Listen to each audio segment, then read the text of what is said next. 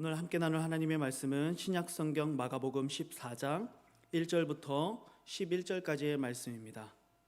마가복음 14장 1절부터 11절까지 말씀 우리 한 절씩 교독하며 읽도록 하겠습니다. 이틀이 지나면 유월절과 무교절이라 대제사장들과 서기관들이 예수를 흉계로 잡아 죽일 방도를 구하며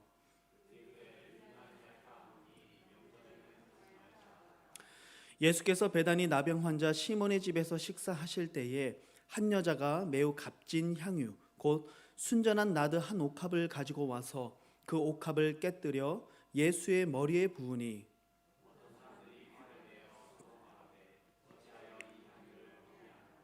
이 향유를 300데나리온 이상에 팔아 가난한 자들에게 줄 수 있었겠도다 하며 그 여자를 책망하는지라.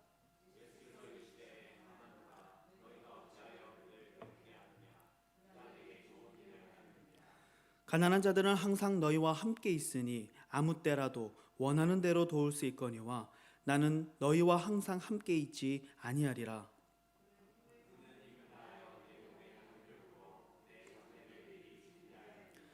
내가 진실로 너희에게 이르노니 온 천하에 어디서든지 복음이 전파되는 곳에는 이 여자가 행한 일도 말하여 그를 기억하리라 하시니라.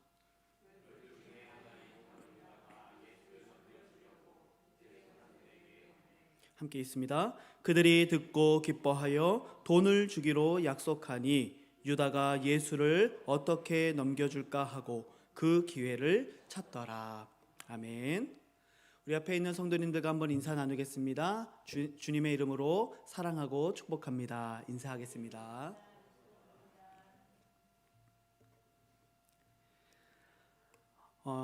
여러분 주변에 가장 가까운 사람 누구일까요?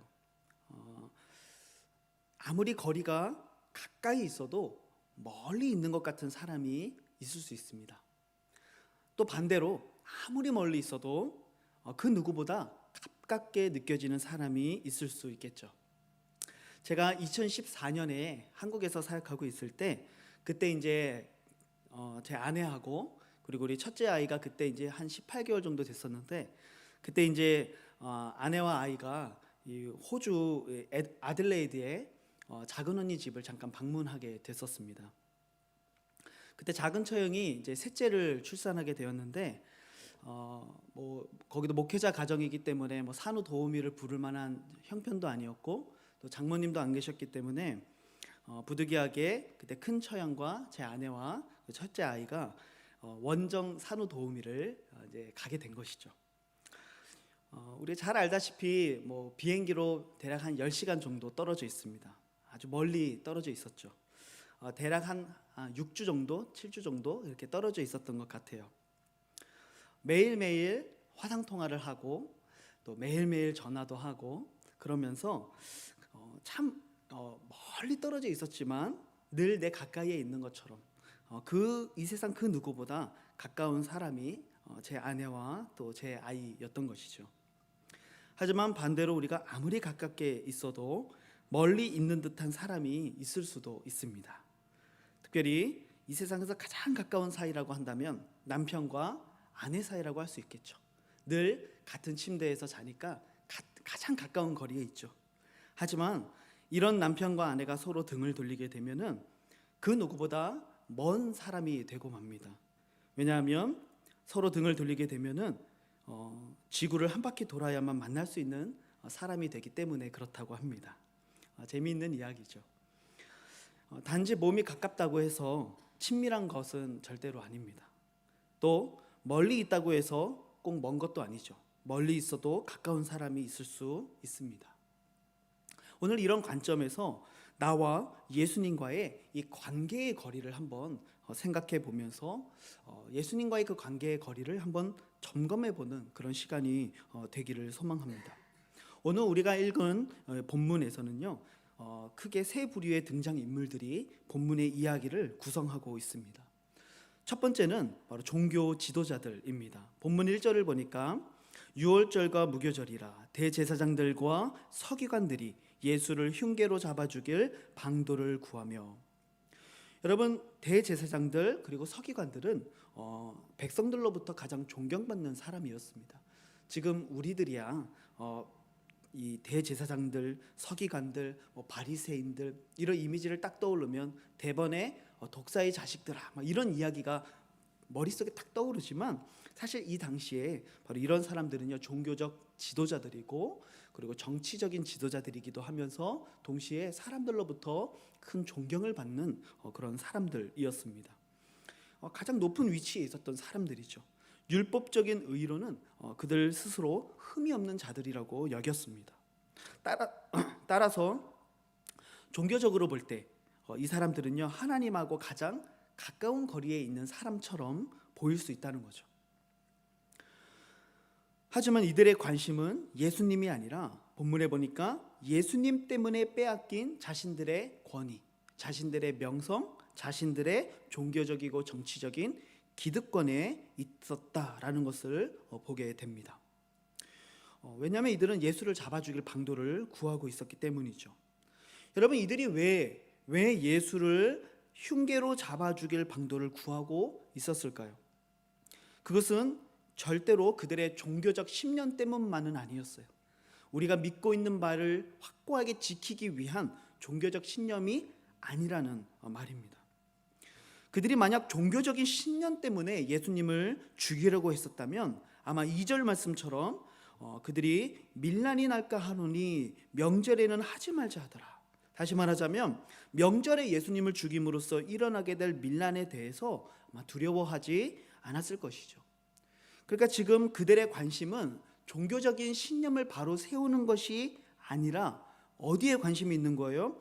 백성들로부터의 인기와 명성을 얻어서 이 종교적 기득권을 유지하는 것, 이것이 그들에게 있어서 가장 큰 관심사가 되는 것이죠. 그렇기 때문에 그들은 밀란이 날 가능성을 지금 극도로 경계하고 있는 것이죠. 종교적으로 볼 때 이 사람들은요 예수님과 가장 가까이 있는 사람처럼 보여요. 늘 예수님 곁에, 늘 하나님의 성전에, 늘 종교적인 행동으로 가장 가까이 있는 사람처럼 보이지만 이들은 그 누구보다 하나님과 멀리 있는 자들이었던 것이죠. 또한 두 번째로 본문을 구성하고 있는 한 인물은 가룟 유다입니다. 본문 10절과 11절 보니까 열둘 중 하나인 가룟 유다가 예수를 넘겨주려고 대제사장들에게 가매 그들이 듣고 기뻐하여 돈을 주기로 약속하니 유다가 예수를 어떻게 넘겨줄까 하고 그 기회를 찾더라. 여러분, 가룟 유다는 우리가 잘 알듯이 예수님의 12 제자 중에 한 사람이에요. 예수님의 제자예요. 그 많고 많은 사람들 중에 12명에 속했던 사람이죠. 그는 예수님과 3년간 함께 다니며 동고동락했어요. 같이 먹고 같이 자고 그분의 가르침과 또한 그분의 놀라운 기적들을 그 매 순간순간마다 그 현장에서 직접 목격했던 사람이죠. 예수님께서 오병이어로 5천 명을 먹이는 기적을 일으키실 때 그는 그 자리에 있었고 죽은 나사로를 살리실 때도 그는 그 기적을 직접 경험했던 제자였습니다. 그는 거리상으로 볼 때 예수님과 항상 가장 가까운 사람이라고 말할 수 있었겠죠. 그는 또한 이 제자들 중에서 회개의 직분을 맡았던 사람이라는 것을 알고 있습니다. 그러다 보니까 항상 예수님과 가장 가까이에 있었던 사람인 것 같습니다. 하지만 오늘 본문에서처럼 지금 가룟 유다는 어떤 계획을 세우고 있습니까? 예수를 내가 어떻게 하면 대제사장들에게 넘겨줄 수 있을까? 어떻게 하면 가장 자연스럽게 내가 들키지 않고 예수를 넘겨줄 수 있을까? 그것이 이 가룟 유다의 마음을 사로잡고 있는 것이죠. 그 동기가 무엇입니까? 본문에 보니까 바로 돈 때문이었어요. 돈. 그는 거리적으로 예수님과 가장 가까운 위치에 있었지만 그의 마음은 예수님보다 어디에 더 가까이 있어요? 돈에 더 가까이 있었던 것이죠. 종교 지도자들 그리고 예수님의 12 제자 중에 한 사람인 가룟 유다. 여러분, 이 사람들은요 모두 거리상으로 볼 때 하나님과 가장 가까운 위치에 있었던 사람들이에요. 하지만 그들의 마음은 결코 그렇지 않았다는 것을 보게 되는 것이죠. 종교 지도자들은 예수를 죽이려는 계획을 가지고 있어요. 왜요? 그들이 가진 종교적이고 정치적인 기득권을 잃어버리고 싶지 않았기 때문에 예수님의 제자였던 가룟 유다는 예수를 넘겨주려는 계획을 가지고 있어요. 왜요? 바로 돈 때문에, 돈을 얻기 위해서 그러한 계획을 세우고 있는 것이죠. 이어서 이 본문을 구성하고 있는 세 번째 인물은 본문에 보니까 한 여자라고 소개하고 있습니다. 3절 말씀 보니까 예수께서 베다니 나병 환자 시몬의 집에서 식사하실 때에 한 여자가 매우 값진 향유 곧 순전한 나드 한 옥합을 가지고 와서 그 옥합을 깨뜨려 예수의 머리에 부었다. 지금 이 본문이 앞에 종교 지도자들에 대한 이야기로 시작했고 맨 마지막 본문이 가룟 유다에 대한 이야기가 나오고 있었죠.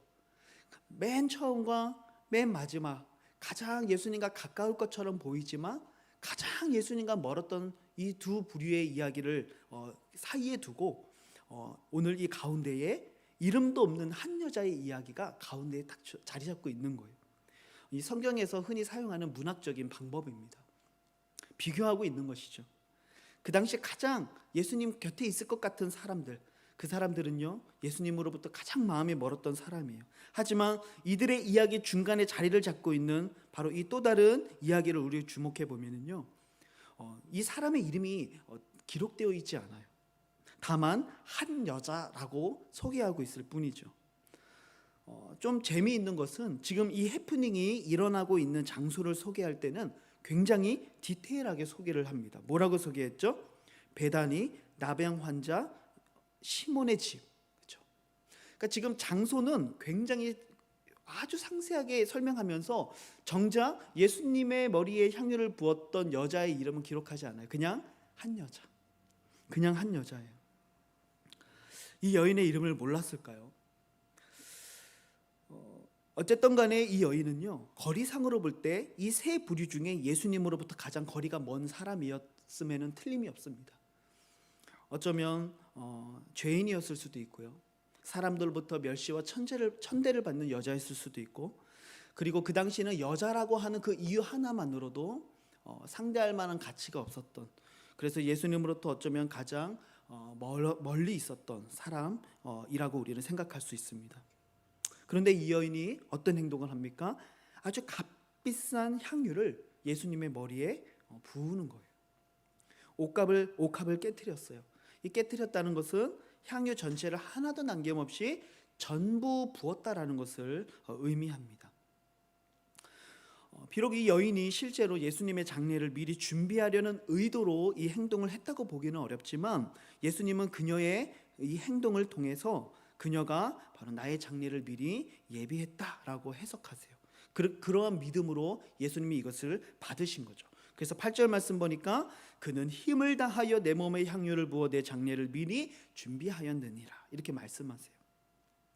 마가복음의 기록상으로만 벌써 3번이나 예수님은 자신의 순환과 죽음을 예고하셨어요. 그리고 이제 곧 십자가에서 죽게 되실 일을 앞에 두신 그 예수님께서는 바로 이 여인의 행동이 바로 나의 장례를 준비하는 행동으로 받아들이시고 계신다는 것이죠. 예수님은 자신을 향한 이 여인의 사랑과 헌신을 아주 의미 있게 정말로 깊이 받아들이고 있는 거예요. 여기 이 자리에 예배의 자리에 앉아서 찬양을 하며 또 기도를 하기도 하고 또 주일에는 성가대로 여러 가지 식당의 봉사로 여러 가지 직분으로 하나님이 주신 사명들을 감당하시는 많은 사람들이 있습니다. 하지만 우리가 그러한 위치에 있다고 해서, 다시 말하자면 예수님과 가장 가까운 거리에 있다고 해서 우리 모두가 다 예수님과 친밀한 관계적 가까움을 누리고 있다고 말할 수는 없는 것이죠. 어쩌면 우리는 그 누구보다 가까이에 있지만 예수님과 가장 멀리 있는 자들일 수도 있다는 사실입니다. 여러분들의 관심사는 무엇입니까? 종교 지도자들의 관심은 자신의 기득권이었어요. 가룟 유다의 관심은 돈이었어요. 오늘 우리들의 관심사는 무엇입니까? 우리는 여기에 왜 있습니까? 우리는 왜 주님 옆에 있습니까? 정말 예수님에 대해 관심을 가지고 그의 말에 귀를 기울이고 있는 사람은 누구일까요? 오늘 이 자리에 주님이 참된 예배자를 찾으시는데 주님이 정말 그 참된 예배자를 부르시는 사람은 누구일까요? 단지 우리가 이 예배의 자리에 있다고 해서 내가 어떤 역할을 맡았다고 해서 예수님과 가장 가까운 사람은 아닐 수 있다는 것. 여러분, 오늘 우리가 이 사실을 좀 기억했으면 좋겠습니다. 이 여인의 행동을 우리가 조금 더 주의 깊게 살펴봤으면 좋겠습니다. 3절 말씀을 보니까 이 여자가요, 매우 값진 향유, 곧 순전한 나드 한 옥합을 가지고 와서 그 옥합을 깨트리고 예수의 머리에 부었다라고 말씀하고 있습니다. 굉장히 값진 향유입니다. 이 향유를 성경은 지금 순전한 나드 한 옥합이라고 이야기합니다. 아주 예쁜 이 옥합 속에 들어가 있는 순전한 나드가 그 병 안에 들어가 있는 것이죠. 순전한 나드라고 할 때 이 순전하다라는 이 말의 원어적인 의미는 믿을만하다 또는 진실하다라는 의미를 가지고 있어요. 그러니까 이거를 조금 번역 의역하자면 진품이라는 이제 의미를 가지고 있는 거죠. 또 이 순전한 나드라고 할 때 이 나드는요, 인도산 식물에서 즙을 낸 향기로운 아주 고급 향수 기름이라고 합니다. 인도에서 왔으니까 뭡니까? 수입산이에요, 그렇죠? 그러니까 진품 수입산, 그러니까 굉장히 명품인 거죠, 그렇죠? 그러니까 이 나드는 매우 비싸고 귀해서 아무나 사용할 수 없는 것이었어요. 대개는 죽은 자를 위해서만 사용했던 것으로 볼 수가 있습니다. 우리가 주로 장례를 할 때 그래도 가장 사람들이 좋은 옷도 입혀주고 그렇지 않습니까? 그런 장례의 문화가 있잖아요. 그러니까 이 당시에도 마찬가지였던 것 같아요. 이제 마지막 가는 그 길을 가장 좋은 이 향유를 써서 장례를 치르는 그런 문화가 있었던 것이죠. 그만큼 값비싼 이 물건이 바로 이 순전한 나드 한 옥합이었습니다. 또한 이 향유는요, 오늘 본문 보니까 대략 300데나리온의 가치를 가지고 있었던 걸로 보여요. 데나리온은 그 당시 노동자들의 하루 일당이었어요. 그러니까 300데나리온은 300일치의 품삯이죠. 그러니까 굉장히 큰 값어치를 가지고 있는 그런 물건입니다. 그런데 이 여인이요, 이 향유를 예수님의 머리에 붓는 거예요. 근데 어떻게 부었죠? 깨트렸어요. 이게 무엇을 의미한다고 했어요? 하나도 남김없이 다 쏟았다라는 것을 의미하는 거예요. 이 귀한 거, 이 비싼 거, 조금만 부어도 냄새 많이 날 텐데 그것을 한 번에 완전히 예수님께 다 부어드린 거죠. 여러분, 상식적으로 한번 생각해 보시면요, 약 1년치 연봉으로 산 이 향유를 사는 것도 사치처럼 여겨져요, 그렇죠? 저한테 이런 돈이 있어도 이런 향유 절대로 안 살 것 같습니다. 그런데요, 이 사는 것도 사치 같은데 더군다나 그것을 한 번에 좀 나눠서 하면 좋을 것 같은데 한 번에 예수님 머리에 다 부었어요. 여러분, 이때 이 주변에 있었던 예수님의 제자들이 느낀 감정이요, 우리들이 느낀 감정과 별로 다르지 않았던 것 같아요. 그들이 어떤 감정을 느꼈습니까? 아깝다, 아깝다라는 감정을 가졌어요. 그래서 제자들은요, 이 여인을 막 책망합니다. 본문 4절과 5절 말씀 보니까요, 어떤 사람들이, 제자들이죠, 화를 내어 서로 말하되 어찌하여 이 향유를 허비하는가? 이 향유를 300데나리온 이상에 팔아 가난한 자들에게 줄 수 있었겠도다 하며 그 여자를 책망하는지라. 차라리 가난한 자들에게 나누어 주었더라면 좋았겠다는 것이죠. 그들은 예수님께 이 향유컵을 하나도 남김없이 부어드린 이 행동을 뭐라고 평가합니까? 허비했다라고 평가하는 거예요. 하지만 예수님은요, 그녀의 행동을 그가 내 장례를 미리 준비한 거다라고 말씀하시면서 그 여인의 믿음을 칭찬하세요.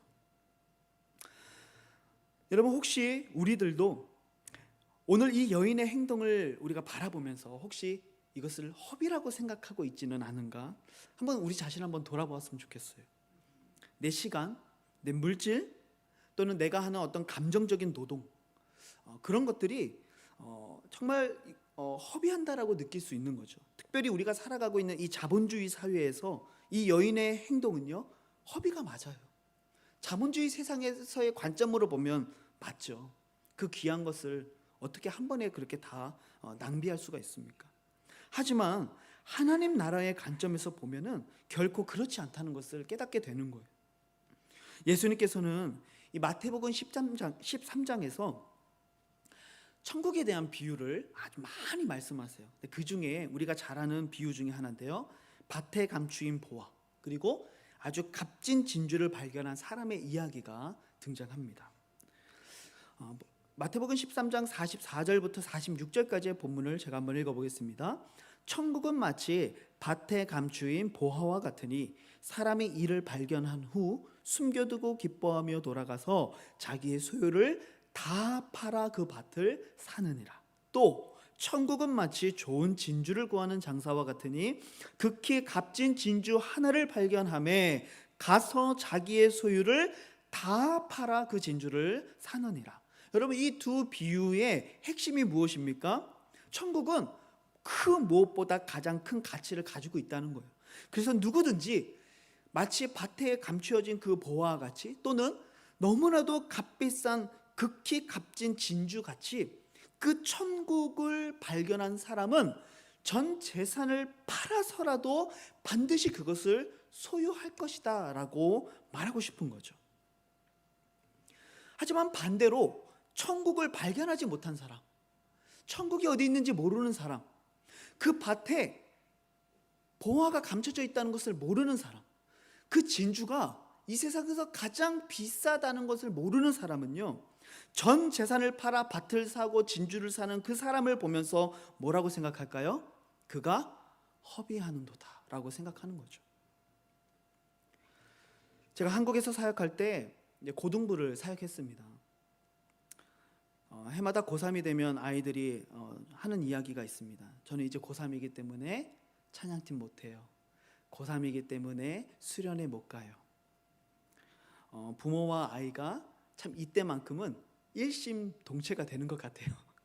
어쩌면 이때 그렇게 아이들이 참 순종을 잘하는지 모르겠는데, 참 감사하게도 우리 실로암 중고등부, 제가 이제 처음 와서 우리 중고등부 맡고 있을 때는요, 그때 고3이 이렇게 5명이었거든요. 근데 5명 다 참석했었어요. 감사하죠. 부모님들도 다 보내주시고요, 아이들도 한 사람도 안 가겠다는 사람이 없었어요. 참 감사한데, 고3이 되면 부모들도 이제 좀 공부해야 될 때지, 찬양팀 같은 건 좀 내려놔야지, 임원 같은 건 좀 하면 안 되지, 예배만 갔다 그냥 바로 와. 그러한 나머지 시간들을 어쩌면 좀 허비한다라고 생각하는 것 같습니다. 지금이 공부할 때라고, 지금은 취업을 준비할 때라고, 지금은 돈을 좀 모아야 될 때라고 그렇게 말하는 것이죠. 시간을 허비하면 안 된다라고 말하는 것이죠. 저도 청년 시절을 돌아보면 집이 교회인지 교회가 집인지 모를 정도로 참 교회를 많이 들락날락 했던 것 같아요. 교회에서 잠도 많이 잤고 참 많이 일하고 그랬었어요. 근데 그때마다 이제 할머니가 저를 키워주셨는데, 제 할머니가 저를 이제 볼 때마다, 할머니 이제 예수님 안 믿으시니까 저를 볼 때마다 늘 한심하게 쳐다보시는 거예요. 네가 지금 나이가 몇 살인데 빨리 직장도 구하고 돈도 벌고 해야지 지금 뭐 하고 있는 거니? 그렇죠?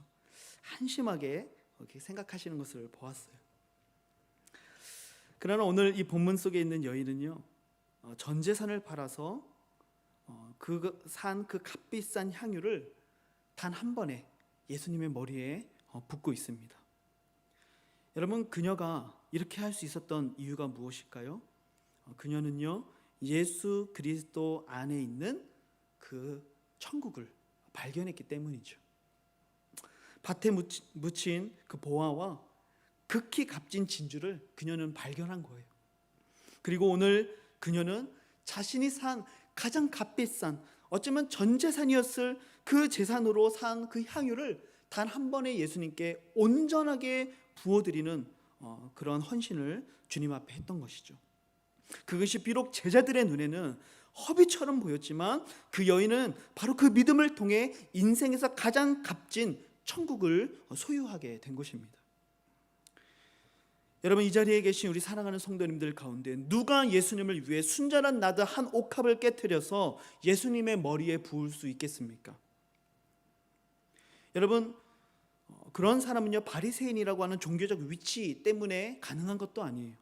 제자라고 하는 종교적 위치 때문도 아니에요. 이름도 없는 한 여인이지만 예수님께 그 향유를 깨트려 부을 수 있는 유일한 사람은 바로 예수 안에 있는 천국을 발견한 사람, 바로 이 사람만이 주님 앞에 모든 것을 바칠 수 있는 것이죠.